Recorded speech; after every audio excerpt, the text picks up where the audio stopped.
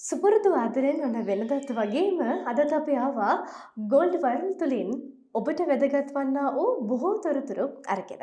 ශ්‍රී ලංකාවේ අස්සක් මුල්ලක් නෑරම තියෙන හොඳම දේවල් රැගෙන ඔබ හමුවට අරගෙන එන ගමනේ අද දවසේදී අපේ නැවතම උනේ ඩොබර 209 දී දබහේන පාර මහරගම වෛද්‍ය අරුණතිලක බණ්ඩාර වෙදමැදුර. දිගටම අපිත් එක්ක රැඳිලා ඉන්න කියලා ආරාධනා කරනවා මේ ඔබට හොඳම දේ රටට කියන ගෝල්ඩ් වයිරල්.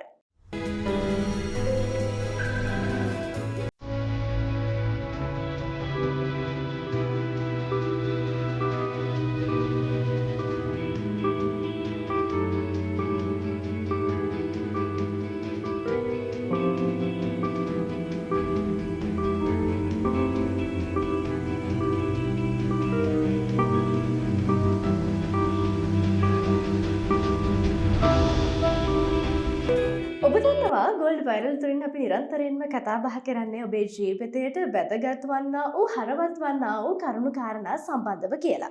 අද අපේ වැඩසටහන වෙන් වෙන්නේ ඔබේ ජීවිතයට වැදගත් වන්නා වූ තවත් එක් කාරණාවක් පිළිබඳව. ඒ තමයි ආතරයිටිස් රෝගය. බොහෝ දෙනෙක් ආතරයිටිස් රෝගය තුලින් පීඩා විඳිනවා.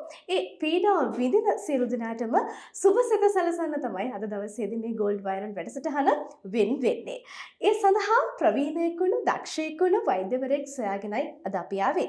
ඒ වෙන කවුරුත් නෙමෙයි ශ්‍රී ලංකාවේ පළවෙනි වකුගඩු රෝගියා සුව කළ කණ්ඩලම වෙදමැදුරේ පාරම්පරික හා දේශීය වෛද්‍ය HMDG කිරිබණ්ඩා මහත්මයාගේ ආදරණීය පුත්‍රයා වන HMDG අරුණතිලක බණ්ඩාර වෛද්‍යතුමා. ආයුබෝවන් වෛද්‍යතුමනි. වෛද්‍යතුමනි ආතරයිටිස් රෝගය කියලා කියන්නේ මොකක්ද? ජීර්ණගත සන්ධිවාත හෙවත් ආවරණ කාඩ්ලේජය දි รา පත් වීම තමයි ආතරයිටිස් එකක් කියලා කියන්නේ. ඒ කියන්නේ දි รา පත් වෙන්න හේතුව තමයි අධික බර දැරීම. ඒ කියන්නේ මහත වැඩිකම. ඊට පස්සේ ඇතැම් ඖෂධ ලබා ගැනීම, දීර්ඝ කාලීන ඇවිදීම. මේ ටික උඩ තමයි මේ ආතරයිටිස් රෝගයක් ඇති වෙන්නේ. වෛද්‍යතුමනි කිසියම් පුද්ගලයෙක්ට ආතරයිටිස් රෝගයක් තියෙනවා කියලා හඳුනා ගන්නට තියෙනා වූ පූර්ව රෝගී ලක්ෂණ එහෙමත් නැත්නම් මූලික රෝගී ලක්ෂණ මොනවද? ඔව් රෝග ලක්ෂණ ඒකේ දෙක තුනක් තියෙනවා. ඒ කියන්නේ සමහර කටියට ප්‍රතිශක්තිකරණ පද්ධතිය පල්ලයට මේ ආපුවම පස්සේ ආතරයිටිස් එකක් එනවා. ඒක කියන ඇන්ටි නියුක්ලියර් ඇන්ටි ෆැක්ටර් කියලා චෙක් කරන වார்த்தාවක්. ඒ කියන්නේ බලනවා වෛද්‍ය පරීක්ෂණාගාරවල. ඊට පස්සේ ඔස්ටියෝ ආතරයිටිස් කියලා තියෙනවා. ඒ කියන්නේ ඔස්ටියෝ ආතරයිටිස් එකත් ඒක චෙක් වෙනවා. ඒක කරන්න පුළුවන් එක. ආයි රොමටයිඩ් ආතරයිටිස් කියලා තියෙනවා. මේ තුන තමයි දැනට ප්‍රධාන වශයෙන් තියෙන්නේ. ඒකෙදි රොමටයිඩ් ආතරයිටිස් එකේදී ඇඟ කැක්කුම් ඇති වෙනවා. ඒ කියන්නේ ඇඟට උණ ගතියක් එක්ක වගේ ඇඟ කැක්කුමක් ඇති වෙනවා. ඊට පස්සේ ඔස්ටියෝ ආතරයිටිස් එකේදී දනිස්සල ශබ්ද හා අතපයවල ශබ්ද එන එක පවතිනවා. මේ උඩ තමයි ආතරයිටිස් රෝගයක් ඇති වෙන්නේ. ආතරයිටිස් රෝගය වෙනදීම සඳහා බලපාන ප්‍රධාන හේතු සාධක මොනවාද? ඔව් ආතරයිටිස් රෝගය ඇති වීමට ප්‍රධාන හේතුව තමයි හරිය පෝෂණ මට්ටමක් මේ ශරීරයට නොමැති වීම. දෙවෙනි එක තමයි වෛරස් එකක් ශරීරයට ඇතුල් වීම. ඒ ප්‍රධාන වශයෙන් සුද පිටවීම තියෙනවනේ මම ඊට කියලා තියෙනවා. සුද පිටවීම හේවත් කාන්තාවට සුද පිටවීමේදී වෛරස් ඇතිවීමක් ඇති වෙනවා. දැන් සමහර කට්ටිය දන්නේ මේ සුද පිට වුණා කියලා වයිට් ඩිස්චාර්ජ් වෙලා යනවා කියලා මේ ඒක තේරුම් අරගන්නේ නැහැ. මොකද වයිට් ඩිස්චාර්ජ් වෙනකොට ඇති වෙනවා තෙතමනය තියෙන හින්දා. ඒතකොට තෙතමනය තියෙනකොට වෛරස් එකක් ශරීරයට ඇතුල් වෙනවා. නැතුව මේ සුද පිට වුණා කියලා මේ ආතරයිටිස් එකක් එන්නේ නැහැ. ඒතර වෛරස් එකක් ඇති වෙනවා ඒ හරහා. ඒ ඇතිවීම උඩ තමයි මේ ආතරයිටිස් එකක් ඇති වෙන්න ප්‍රධාන කාරණාවක් ඒක. දෙවෙනි එක තමයි පෝෂණ මට්ටම පහළ බැස්සීම. ඊට අමතරව වෙනත් හේතු සාධක තියෙනවා. ඔව් එක දිගටම ඖෂධ වලට බෙහෙත් ගැනීම. කාලීන එක දිගු කාලීනව මේ ඕනම බෙහෙත්. ඒක ආයුර්වේදද, පාරම්පරිකද, බටහිරද, යුනානිද, හෝමියෝපතිද, හෙළද ඒ කිසිම දෙයක් නැහැ. ඕනි බෙහෙත් එකක් එක දිගට ගත්තොත් ආතරයිටිස් එකක් පවතින්න පුළුවන්. කිසියම් රෝගියෙක්ට ආතරයිටිස් රෝගය තියෙනවා නම් ඒ ආතරයිටිස් රෝගය රෝගියා විසින් සුව කරගන්න මොන වගේ ක්‍රියාමාර්ගද ගත හැක්කේ? මම එදත් කියනවා අදත් කියනවා හොඳට වතුර විතරක් බොන්න කියලා. ඒකට හේතු වෙයි දැන් කැල්සියම් අවශ්‍යතාවයක් එනවා ආතරයිටිස් වලට. කැල්සියම්යි ෆොස්ෆරසුයි තමයි ඇතුළේ අස්ථි හැදෙන්නේ. එතකොට ආම්ල භස්ම සමතුලිතතාවටපත් කරන වක්ගඩු. ඒ කියන්නේ sodium, potassium, magnesium, calcium, phosphorus. එතනම උත්තරේ තියෙනවා. කැල්සියම්යි ෆොස්ෆරස්. ඒක සමතුලිතතාවට තියාගෙන ඉන්න වක්ගඩුව. එතකොට ඒ උඩ තමයි ආතරයිටිස් එකක් ඇති වෙනවා. එතකොට මේ දේවල් ඇති වෙන්නේ මොනවද? වෙන හේතුවක් කියන්නේ වතුර හරියට ශරීරයට නොගැනීම නිසා. දැන් අද වැඩ කරනවා වතුර බොන්නේ නැහැ. මොකද අම්ලයක් ආවත් ප්‍රශ්නයක් නැහැ, බස්මයක් ආවත් කමක් නැහැ. ලීටර 6ක් වතුර බොන්න. ඒ හැරෙන්න වෙන ඔය කියන එක එක බෙහෙත් වර්ග මම දැකලා තියෙනවා. අර එක එක YouTube වල තියෙන බෙහෙත් වර්ග ඕකට කියනවා හොඳ නමක්. ස්ත්‍රී බුද්ධි විනාශය, බහුබුද්ධි මරණම් භවේ.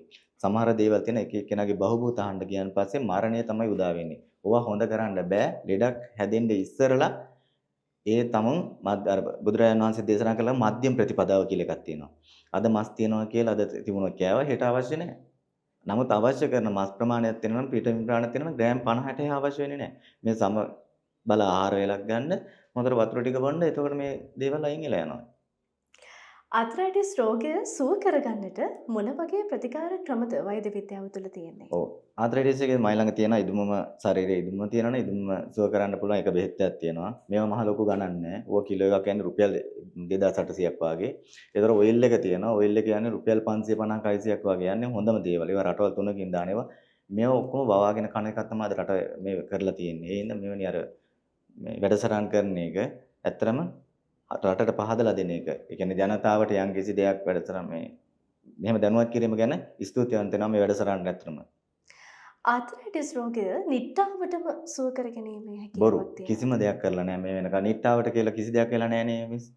ඒවා බොරු කතා. මේ ලෝකේ තියෙන නියාම ධර්ම පහ, පුතු නියාම, කාලයකට වහිනව නැති වෙනවා. බීජ නියාම, කම්ම නියාම, කර්මය කියලා එකක් තියෙනවා. ධම්ම නියාම, ධර්මය කියලා තියෙනවා දෙයක්. චිත්ත නියාම, තමුන් හිතන සිතුවිල්ල.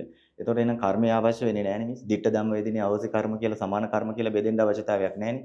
නිට්ටාවට සුව කරන්න පුළුවන් නම් ඒවා බොරු දේවල්. ලංකාවේ ඉන්න දක්ෂ වෛද්‍යවරුන් සොයාගෙන දක්ෂයින් සොයාගෙන අපි අද දවසේදී ආවේ වෛද්‍ය අරුණතිලක බණ්ඩාර වෛද්‍යතුමන්ගේ වෛද්‍ය මධ්‍යස්ථානයේ වෙතට. එතනදී අපි කතා බහ කරේ ආතරයිටිස් රෝගය පිළිබඳව.